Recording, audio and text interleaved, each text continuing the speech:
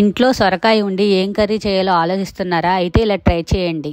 ముందుగా స్టవ్ మీద కళాయి పెట్టి అందులో దాల్చిన చెక్క, లవంగాలు, యాలకులు, స్టార్ అనాస, 3 ఎండుమిర్చి కొంచెం ఫ్రై అయిన తర్వాత 3 స్పూన్ల నువ్వులు, 1 స్పూన్ ఎండు కొబ్బరి వేసి బాగా ఫ్రై చేసుకోవాలి.